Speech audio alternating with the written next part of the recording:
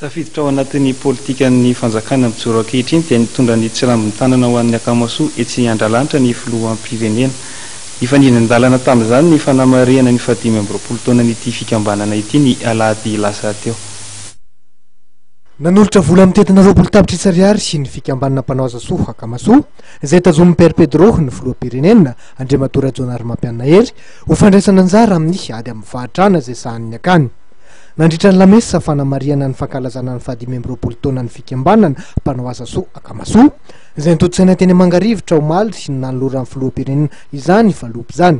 Nafinaritra amin'ny androany ity dia nilazana sy nampisehoana fa izay 520 taona lasa zay dia niedina ho amin'ny fahantrana tamin'ny fahantrana teto ary raha mijery isika dia miteny ho azy ny zavatra vita teto hoe azo atao tsara mandresy ny fahantrana.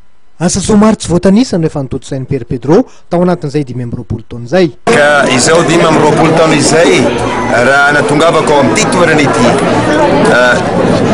ary tonga tamin'ny Andrialanitra tena tsy voateny intsony aho, tsy voateny tena taitra hoia hoe amin'ity toerana ity be fizaliana, be vantrana toy izao tsy manana zo miteny aho fa eto tsy maintsy manao asa mivaingana, eto tsy maintsy manampy eo no eo ary malaky atao lala manapaka fa tsy atao hoe tsy atao hoe resaka dia zay cette une révolte, je suis révolté contre cette situation inhumaine dans laquelle sont vécus nos frères et nos sœurs.